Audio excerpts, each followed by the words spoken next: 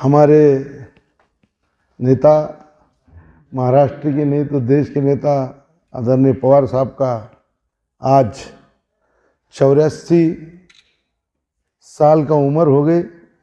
इनके हर साल की तरह इस साल भी हम राष्ट्रवादी कांग्रेस पार्टी की तरफ से आज जो हमने 84 जो गुणवंत जो बच्चे यहाँ पे पढ़ रहे हैं, हम उनका इस्तकबाल रखें और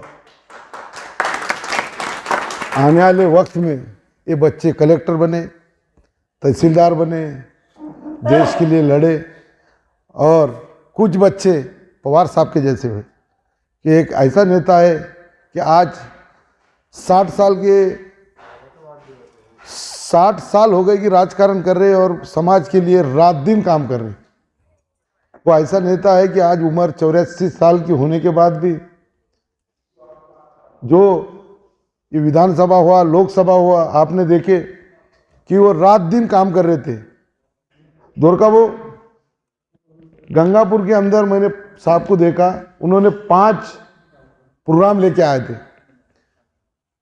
5 प्रोग्राम लेने के बाद 6-6:45 बजे थे, वो पायलट बोल रहा था कि बोले आप नहीं उड़ाने आता हेलीकॉप्टर, उनको घनसांगी को जाना था, मगर वो पायलट को बोले मेरी मौत नहीं आती, बोले अभी इतनी जल्दी, जब आएंगे जब मरूंगा मैं उड़ा। बोले छठे इसको घनसांगी को गए वो तो 5 प्रोग्राम लेने के बाद दिन में से अपन एक प्रोग्राम लेते तो यहाँ क्या शहर के अंदर थक जाते, वो पूरे महाराष्ट्र के अंदर उस दिन 6 प्रोग्राम लिए और वहाँ से गंगापुर के पास से वो पायलट नहीं उड़ा रहा था, उसको बोले कि चल उड़ यहाँ से और वो प्रोग्राम को जाना है मेरे को। ऐसा उन्होंने रात दिन महाराष्ट्र के वास्ते काम करे, लोगों के वास्ते। ये देश के अंदर यही नेता ऐसा है कि सारे समाज को लेके चलने वाला नेता है और इनकी आज जन्मदिन है। आज हमने वरिष्ठों को 84 ये बच्चों का तो हमने गुणवंत बच्चों का इस्तेमाल रखे, वैसे ही हमारे वरिष्ठ जो हमारे बुजुर्ग है, जो हमारे साथ हैं, जो पार्टी के लिए रात दिन काम कर रहे, जो निष्ठावान है, जो पार्टी जाती रहती, वो पार्टी में जो दलाल और वो जो पैसे के पीछे जाने वाले वो जाएंगे, मगर जो पवार साहब को जो मानने वाले हैं तो आज उनका इस्तेकबाल हमने रखे।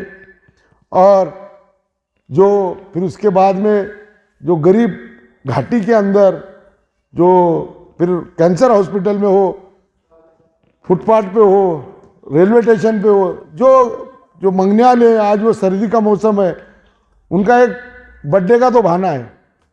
ये बर्थडे के बहाने के अंदर जो गरीबों को कुछ ना कुछ मिलना है वो हमने उसके हिसाब से हम ब्लैंकेट वाटअप है।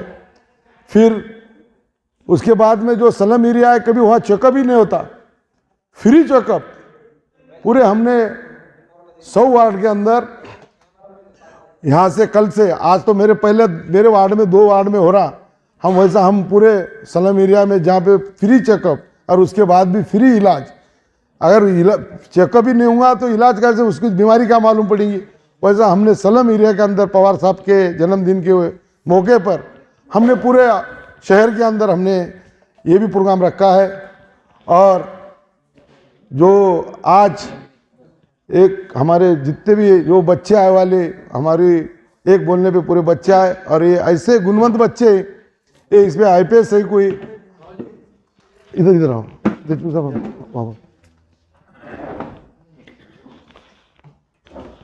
आने वाले वक्त में देश का ये हमारी वैसे मेरे बेटा की जैसे बच्चे भी, बेटा भी आए वाली, ये भी जो आप IPS है और बहुत अच्छा पढ़ रहे, इनको भी आने वाले वक्त में IPS बने, देश के लिए काम करे, ये मुबारकबाद देता हूँ और मेरे 2 बात ख़त्म करता हूँ। सबके सीनियर नेता किशोर भाऊ जी, नाथ नाना, मीना ताई, शहद देश खाजा भाई, जुबैर मोतीवाला, मुन्ना भाई, उद्धव बंसोड़े, अल्पसंख्यक के शहद देश ताहिर भाई, पश्चिम के अध्यक्ष राजेश मोरे, पूर्व के अध्यक्ष हमारे विठल यादव, एडवोकेट वकील साहब का नाम क्या, एडवोकेट प्रधान साहब, और उपस्थित सभी भाइयों और बहनों, बच्चों और बच्चियों, आज का दिन हम सबके लिए बहुत खुशी का दिन है, इसलिए कि हमारे सर्वश्रेष्ठ नेता आदरणीय पवार साहब का 84वां जन्मदिन है। मैं सबसे पहले उनके जन्मदिन की आप सबको मुबारकबाद पेश करता हूँ। आदरणीय पवार साहब का हमेशा नारा रहा है कि 80% समाजकारण 20% राजकारण। तो हमने आज राष्ट्रवादी कांग्रेस ने ठहराई है कि पवार साहब के इस जन्मदिन पर कुछ सामाजिक कार्य हाथ पे ले जाएं। जो भी ख्वाजा भाई ने आपके सामने उसकी तफसील सुनाई है, आज हम ये काम अंजाम देने वाले हैं। और जहाँ तक राजकारण का विषय है, आपने देखा है कि इस देश में लोकशाही को ख़त्म करने का एक प्रोसेस चल रहा है, संविधान को बदलने का एक प्रोसेस चल रहा है, लोगों को समाजों का आपस में लड़वा कर राजनीति करने का एक प्रोसेस चल रहा है। तो हमको ये भी अब समाज का एक भाग हो गया है। इसको हमको समाज कारण के रूप में लेकर ऐसी शक्तियों से लड़ने का काम आगे करना है। आप देख रहे हैं कि आज आदरणीय शरद पवार साहब 84 साल के हैं। इस उम्र में उनको कुछ पॉलिटिकल कुछ हासिल करना नहीं है, लेकिन आने वाली जनरेशन्स को ये मसाइल जो फेस करना है, उसको अभी से वो लड़ने की उन्होंने तैयारी की है। और आज आप इलेक्शन का रिजल्ट आके 4 दिन नहीं हुए तो पवार साहब पूरे महाराष्ट्र में, बम्बई, दिल्ली घूमना शुरू कर दिए कि ये जो इलेक्शन वोट चोरी का जो धंधा इस देश में शुरू हुआ है, इससे पूरी देश की लोकशाही खतरे में आ गई। इसलिए आज सारी सेक्युलर पार्टीज और सभी विरोधी पक्ष इस मत का हो गया है कि हमको ईवीएम यानी मशीनों का विरोध करना है और बैलेट पेपर वोटिंग की डिमांड करना है। उसकी एक मुस्तकिल लड़ाई पूरे देश में शरद पवार साहब के नेतृत्व में पूरे देश में चलने वाली है और इसमें हमको तन मन धन से शामिल होना पड़ेगा। एक बात याद रखिए कि आज जो लोग सत्ता में हैं वो सिर्फ मशीन के सहारे से, और आज जो इतने मजबूत हो गए कि सरकार में वो हैं, अदालत में उनके जज बैठे हुए हैं, इलेक्शन कमीशन के जेब में हैं, उनसे हमको इंसाफ मिलने की उम्मीद नहीं है। इसलिए इन शक्तियों से लड़ने के लिए हमको ऐसा ही लड़ना पड़ेगा जैसा हमने अंग्रेज़ों के खिलाफ लड़ा था। यानी ये समझ लीजिए कि हमको इनके खिलाफ एक लड़ाई छेड़ना है, जो जहाँ ज़रूरत पड़ी तो हमको अपनी जानों की कुर्बानी देना पड़ेंगे, लेकिन हम इस देश में लोकशाही को बचा के रहेंगे। और जो लोकशाही हमको महात्मा गांधी ने, पंडित जवाहरलाल नेहरू ने, बाबा साहब अम्बेडकर ने और ये पूरे हमारे पूर्वजों ने हमको दिलाई थी, इसकी रक्षा करने के लिए आज हम सबको सामने आना जरूरी है। सत्ता रहे या न रहे, पार्टी आती जाती रहती, सत्ता आती जाती रहती है, लेकिन ये देश एक रहे, ये समाज एक रहे। ये जो आज समाज को तोड़कर जो राजनीति करे समाज को तोड़ने का, इसको हमको बंद करने के लिए हम सबको अपने समाजों में लड़ना पड़ेगा। एक दूसरे के भाइयों को समझाना पड़ेगा कि देखो ये सब बहाने हैं। अब आप देख रहे हैं कि आजकल पेपरों में रोज़ पढ़ते होंगे आप कि हर मस्जिद के नीचे एक मंदिर निकल रहा है। खुद आरएसएस प्रमुख का परसों स्टेटमेंट आया कि उन्होंने कहा कि अरे भाई, हमने एक मस्जिद के लिए कहा था, तो ये तुमने क्या तमाशा लगा दिया। तो ये तमाशा इन लोगों, सत्ताधारी लोगों ने लगाया है कि इनको इस मुल्क में अमन चैन रखना ही नहीं है। तुम आपस में लड़ते रहो, हुकूमत करते रहेंगे बस। और हुकूमत करने का रिजल्ट क्या है? कौन सी समाज की समस्याएं ये हल कर रहे? महंगाई आसमान को छू रही है, नौजवानों में बेरोजगारी आम है, महिलाओं का संरक्षण नहीं हो रहा है, इंडस्ट्रीज बंद हो रही है, यानी हज़ारों मसाइल। तो इससे तुम्हारी तवज्जो हटाने के लिए कि तुमने सोचना भी नहीं, इस तरह देखना भी नहीं, तो मुल्क के हालात ख़राब रखो ताकि ये हमारे कंट्रोल में रहेगी। तो ऐसी परिस्थिति में आज हमको हमारे साहब के 84वें जन्मदिन पर इस बात का अहद करना है कि आने वाले दिनों में हमें इस देश में लोकशाही जिंदा रखने के लिए, समाज को एक रखने के लिए हम सबको अगर तन मन धन की कुर्बानी देना पड़ी तो हम देंगे और इस मुल्क की जमहूरियत को ज़िंदा रखेंगे। यही मैं आज के इस मौके पर आह्वान करते हुए अपनी बात खत्म करता हूँ। जय हिंद, जय राष्ट्रवादी, जय कर्नाटक। शहराचे अध्यक्ष ख्वाजा शरफुद्दीन, तसेच माजी अध्यक्ष आपले जिल्हा परिषदेचे रंगनाथ नाना, द्वारकाभाऊ पात्रीकर, महाराष्ट्राचे आपले मुस्ताक भाई, मोरे साहेब आणि सर्व पदाधिकारी आणि माझे बंधू आणि बहिणींनो, आज पवार साहेबांनी फार मोठं काम केलेलं आहे। आज मुख्यमंत्री असताना त्यांनी बाबासाहेब आंबेडकरांचं नाव दिलं आणि महिलांसाठी समान हक्क मिळवून दिलेला आहे। आपल्याला महिलांसाठी त्यांनी धोरण खूप राबवलेलं आहे। आज महिला विमान, सेनादल आणि पोलीसमध्ये आणि प्रत्येक ठिकाणी महिला काम करता आहे. आपण साहेबांचे हात बळकट करावे, तसंच साहेबांना उदंड आयुष्य द्यावे. मी माझ्या फॅमिलीतर्फे पक्षातर्फे त्यांना शुभेच्छा देते. हमारे महाराष्ट्र के माइनॉरिटी कार्याध्यक्ष जनाब मुश्ताक साहब, हमारे शहर के शहर अध्यक्ष जनाब ख्वाजा भाई, मुन्ना भाई, हमारे ताई पात्रिकर सर और तमाम मुअज़्ज़िज़ हमारे नगर सेवक साहब और अज़ीज़ तरीन साथियों, बहनों और बेटियों, आज जो प्रोग्राम लिया जा रहा है इसका मकसद आप सभी लोगों को मालूम कि जनाब शरद पवार साहब की ये 84वीं सालगिरह है और इस खुशी के मौके पर ये प्रोग्राम लिया जा रहा है। शरद पवार साहब का ताल्लुक़ एक किसान घराने से है। आज से 84 बरस में जो उनका दौर रहा, उस दौर में उन्होंने जो संघर्ष किया वो नौजवानों के लिए, हमारे लिए एक प्रेरणा है। जिस तरह से उन्होंने सत्ता में रहते हुए और सत्ता के विरोध में रहते हुए जो काम किए, तो वो काबिल तारीफ़ है। महिलाओं को 50% जो आरक्षण मिला वो हमारे पवार साहब की देन है। किसानों को जो सारी स्कीमात है वो हमारे पवार साहब की देन है। किल्लारी में जब भूकंप आया था, सबसे पहले कोई पहुंचा था तो पवार साहब थे। तो अनेक काम है जो पवार साहब को उसका श्रेय जाता। आज इस नाजुक दौर में जब देश इस नाजुक हालात से गुजर रहा, स्पेशली महाराष्ट्र जो अगर देखें आज हम लोकतंत्र खतरे में इस वक्त। देखिए, हुकूमतें आती जाती रहती है, लेकिन ये मौजूदा जो वक्त है यहाँ पर हमें एकजुटता के साथ खड़े रहना पड़ेगा, क्योंकि जातिवादी ताकतें अपने बल पर, अपने सत्ता के बल पर जो हम पर हुकूमतें लाद रही है वो हमारे लिए बहुत घातक है। परसों का वाकया देखिए, परभनी में संविधान की कॉपी को फाड़ दिया गया, जिस पर पूरा हिंदुस्तान चलता। अगर उस कॉपी को अगर फाड़ दिया जाए, जला दिया जाए, आपस में लोगों के नफरतें फैला दिया जाए, तो ये इंडिकेशन बहुत बुरे लग रहे हैं। मुसलमान, दलित, सिख, ईसाई, इस देश की जो तो सुंदरता ये है कि एकता में अनेकता है। इस देश में अगर हम एक साथ मिलकर इस देश को आगे बढ़ाए, लेकिन देश की हालत ये है, आज नौजवानों को कहाँ नौकरी है, महंगाई कहाँ है। जो हमारे मुद्दे हैं उसे छोड़कर हिंदू, मुसलमान, दलित, सिख, ईसाई इस तरह से कर दिया जाएगा तो आपस में हम लड़कर बटकर कुछ हासिल नहीं होगा। तो ये देखते हुए हमें इस देश को आपस में अपने भाईचारे को साथ में मिलाकर आपस में एकजुट होकर संघर्ष करना है।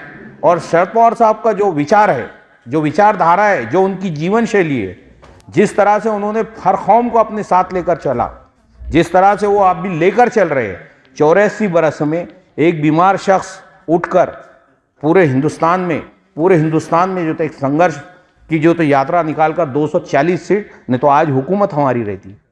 कान पे से गोली गई। आज हुकूमत इंडिया गठबंधन की होती थी। और आपने देखा कि 10 सीटें राष्ट्रवादी कांग्रेस पार्टी ने महाराष्ट्र में पिछले लोकसभा 4 महीने पहले लड़ाई थी, जिसमें से 8 सीटें हमारी आई थी। ऐसा क्या हुआ कि आज हमने 88 सीटें लड़ाई और हमारी जो तो 10 सीटें आती है। कांग्रेस की 15 आती, शिवसेना की 20 आती है।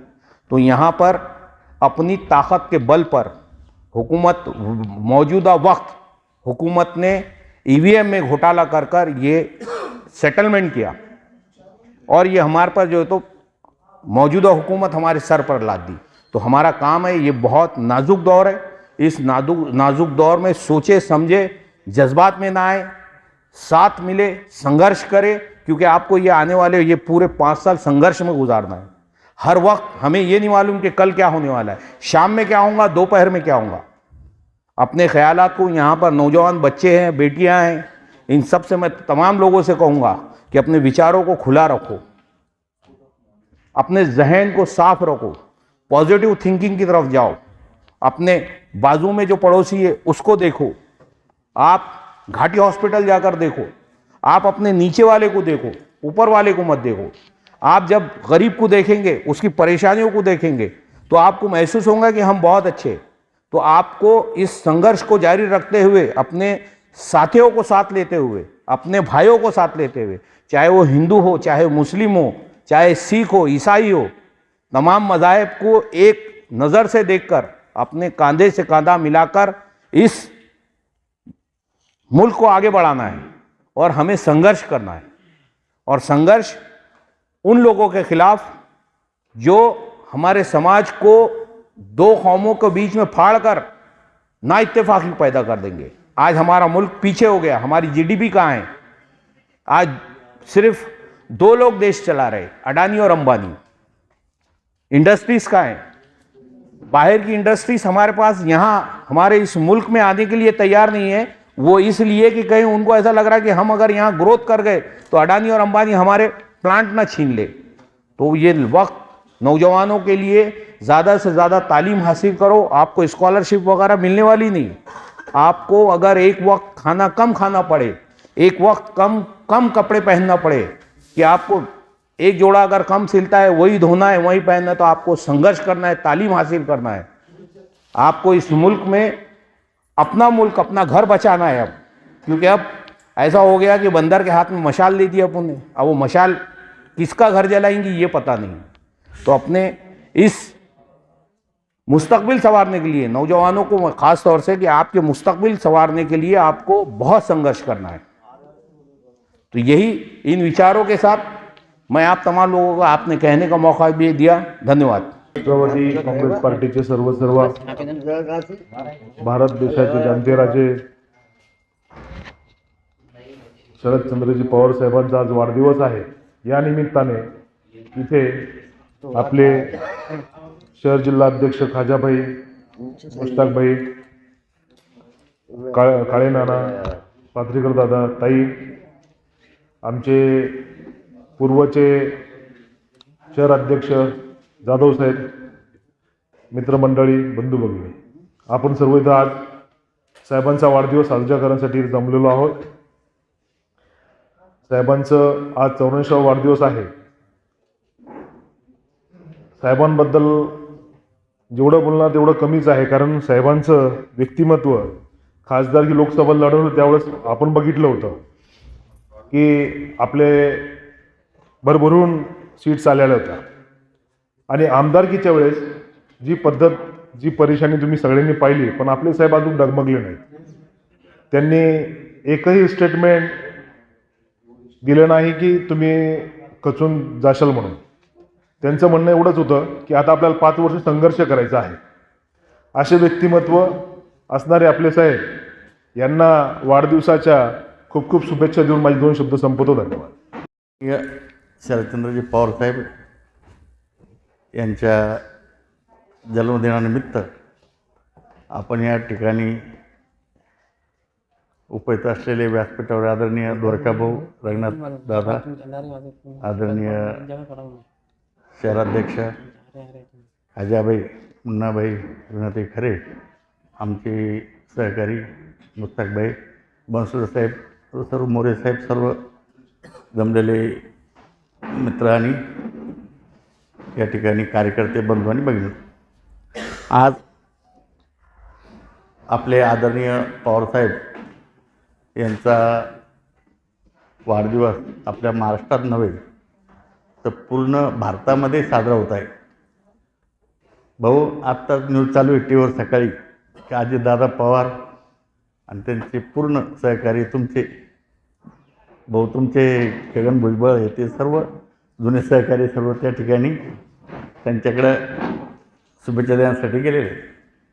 असो, या ठिकाणी या ज्या महाराष्ट्रामध्ये निवडणुका झाल्या तर या कशा पद्धतीने झाल्या हे आपल्याला सर्वांना माहिती आहे।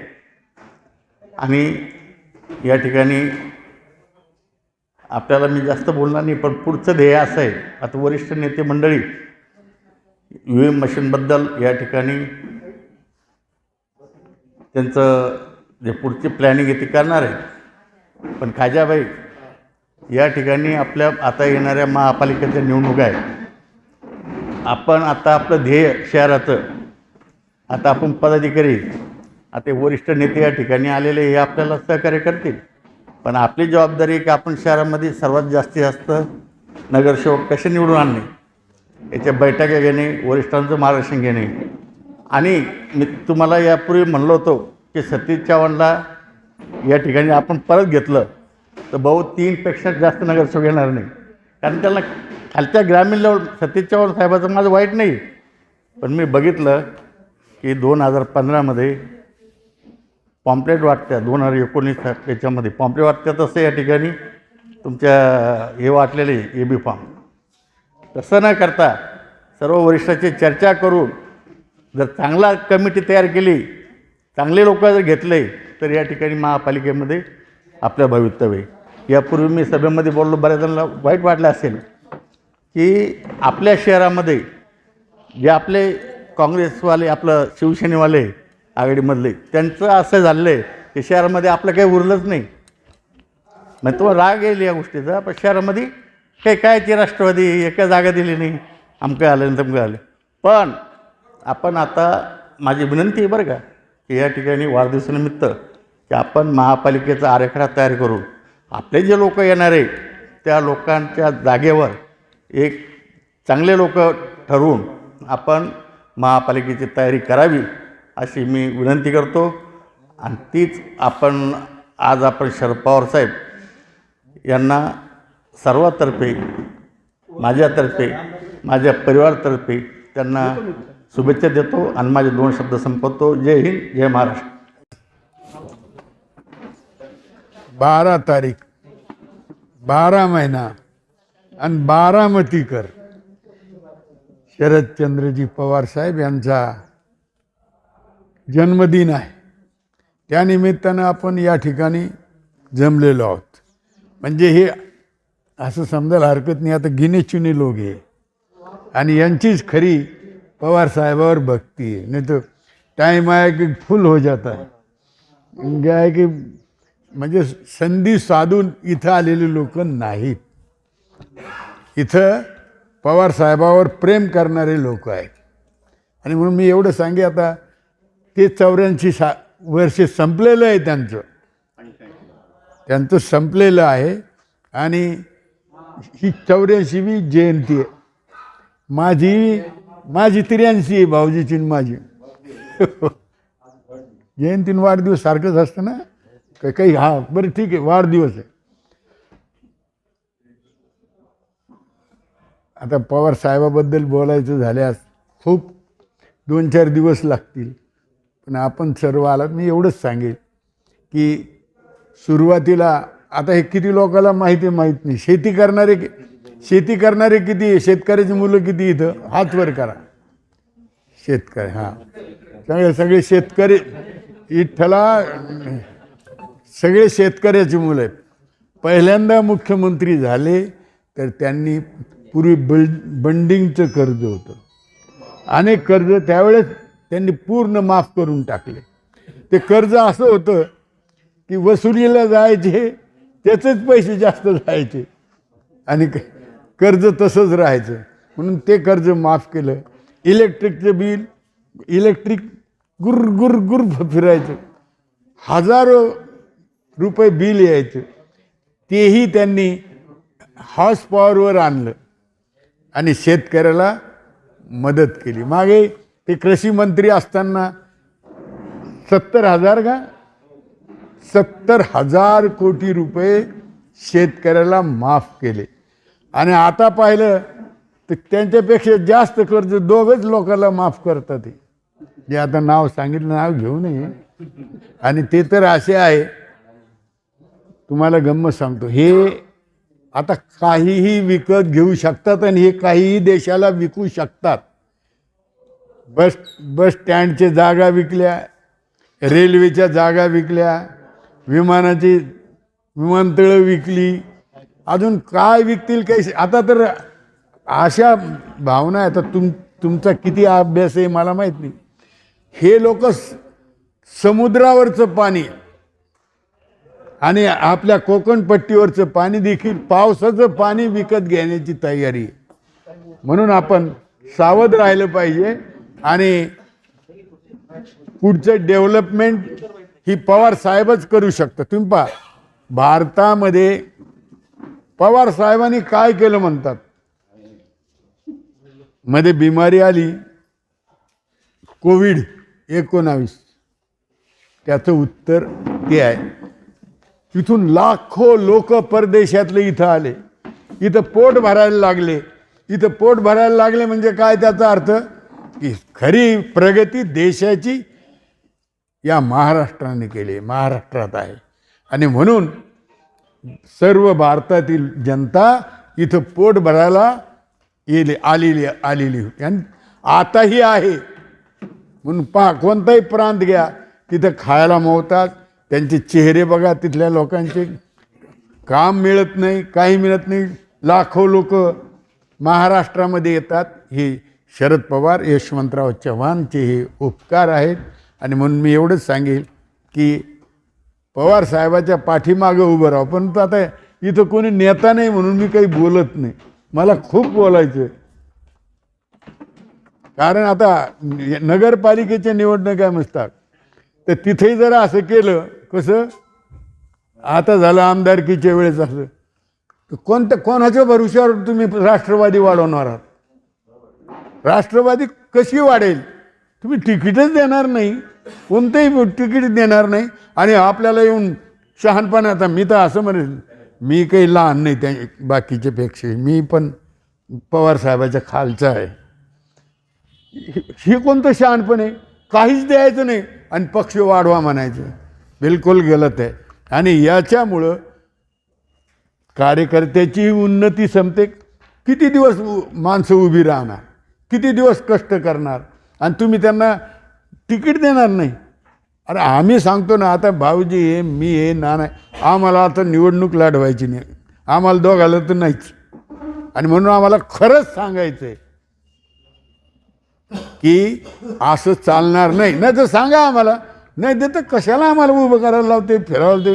खाजाबाई इतके बिलंकीट वाटतो, तितकं हे करतो, कशासाठी? मग कशासाठी करायचं हे काम? म्हणून वरच्यांशी आपण भांडलं पाहिजे, त्यांच्याशी एकदा बैठक घेतली पाहिजे आणि ठणकावून सांगितलं आणि घाबरायचं नाही, आम्ही तुमच्याबरोबर आहे. तरुणांना माझी विनंती, मी तरुण असताना कोणत्याही पुढाऱ्याला घाबरत नव्हतो, पुढारी मला घाबरत होती, तुमच्या लक्षात घ्या. म्हणून तरुणामध्ये ही शक्ती पाहिजे. आता तरुणी जर लाचार व्हायला लागले, आता काय सांगू लाचारीचे प्रकार. यांनी काय दिलं आता? कोणती बहीण? लाडकी बहीण. आणि आपण मी सांगितलं ते 1500 देते तर आम्ही 2100 देऊ. अशा योजना काही कामाच्या नाही, ह्या देशाला बर्बाद करणाऱ्या योजना आहे, लक्षात. तुम्ही शेतीमालाला भाव द्या, काय गरज पडली 1500 रुपये द्यायची?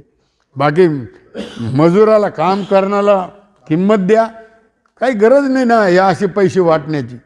म्हणून देश जर उभा करायचा असेल तर माणसामध्ये उर्मी निर्माण करण्याची शक्ती निर्माण करा, त्यांना ऊर्जा द्या, तरच देश वाढेल. आणि लाचार समाज उन्नती करू शकत नाही, देशाला मोठं करू शकत नाही. आणि हे सगळे समाजाला लाचार करण्याचे प्रयोग सर्व करीत आहेत. म्हणून मी याच्याशी सहमत नाही, एवढं बोलतो. आणि मला बोलण्याची संधी दिली त्याबद्दल तुमचे आभार. आणि पुन्हा मार्गदर्शन वगैरे काही करता येत नाही, तुमचं सगळ्याचं दर्शन घेतो आणि माझं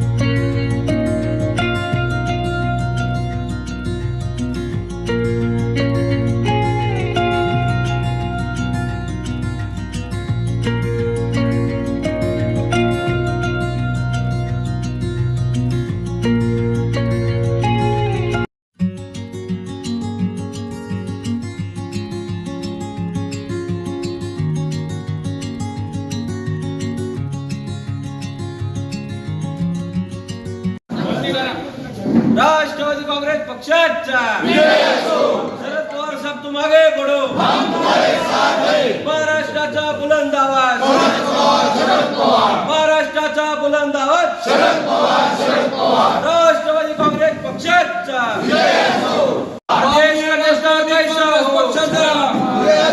राष्ट्रवादी काँग्रेस पक्षाचा राष्ट्रवादी काँग्रेस पक्षाचा देश का नेता कैसा हो,